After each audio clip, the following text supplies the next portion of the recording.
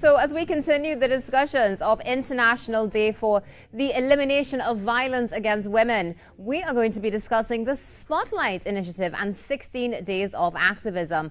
On Zoom with us this morning, we have Mr. Ram Logan and Mr. Anisette. Good morning, gentlemen. Yeah, pleasant morning to you and the listening public.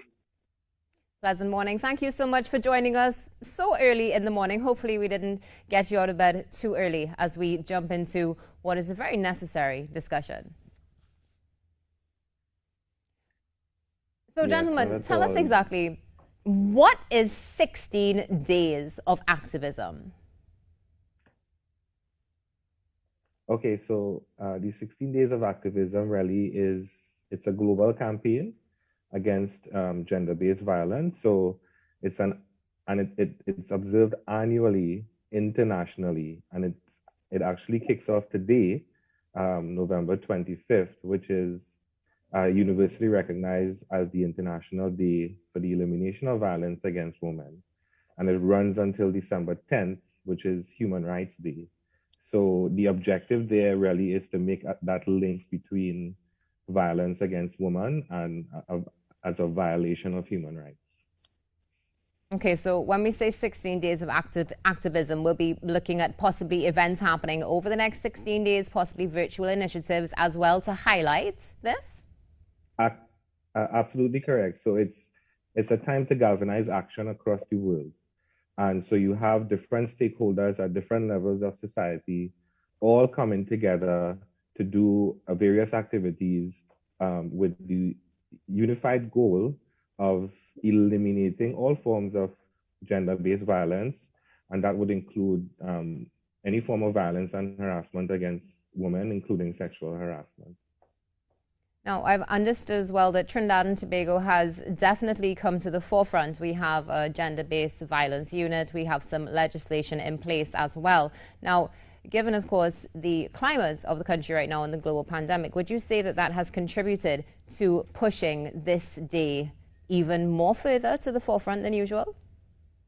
Yeah, well, let me butt in there. Yeah, I will support your concept, but more importantly, what we have realized the National Trade Union Center, and we welcome and support this initiative. We are part of it, because we believe that the trade union movement have a critical role to play in educating the society, and more particularly our men folk, given our historical cultural behavior against women. And therefore this process, and we are collaborating also with the Employers Consultative Association to build a kind of what I want to call a template as to how we relate this particular phenomena, which has been exacerbated because of the pandemic situation.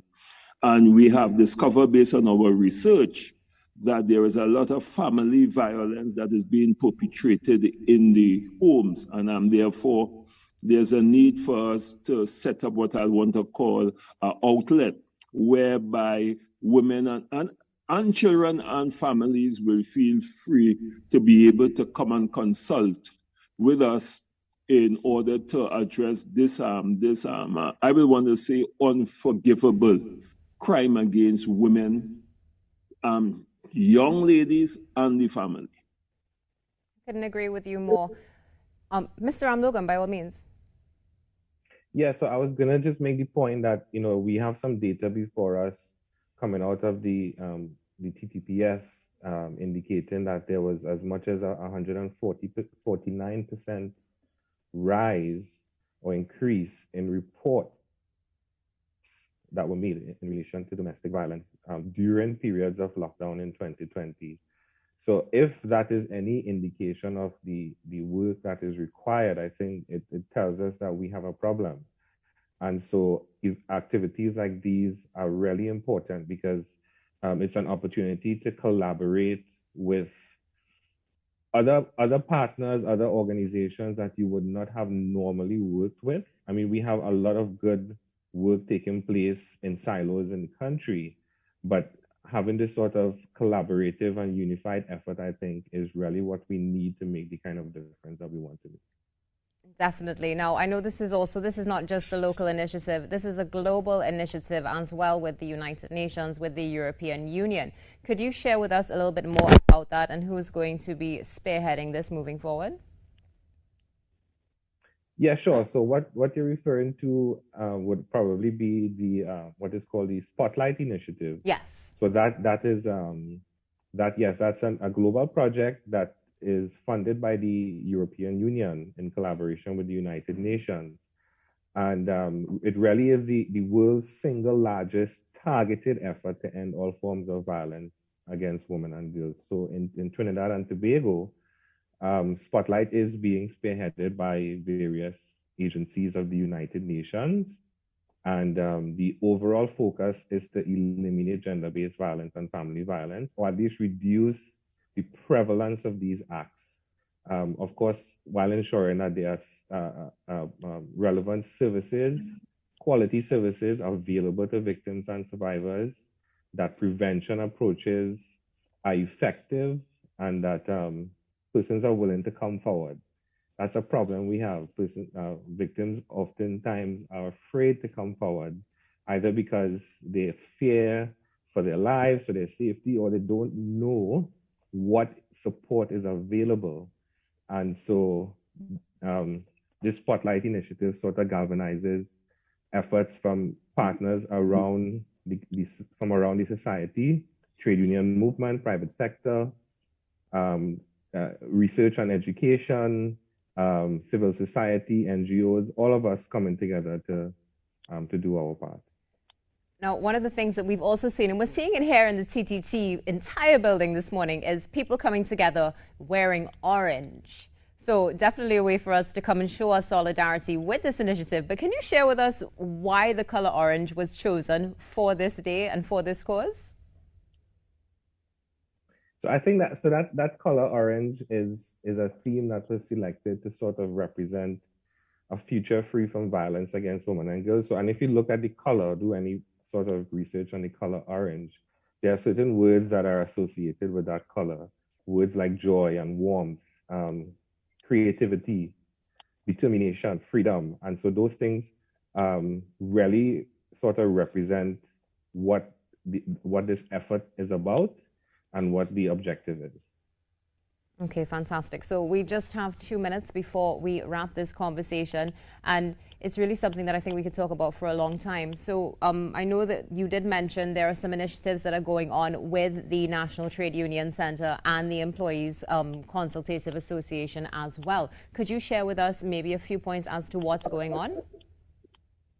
All right, we allow me to say, and also let me add a voice to the ILO is also part of it, and to let the public know that the National Trade Union Center would have partnered with the Cipriani Labor College of Labor and Cooperative to lend the kind of research and the academic support that is necessary in coming up with the kind of template that is required to go in the workplace, because we are also talking about going into the workplace also, which I think is critical, so that the Employers Consultative Association and NATUC, we are partnering in formulating what I will want to call a rollout program that will speak to a policy decision as it relates to violence in the workplace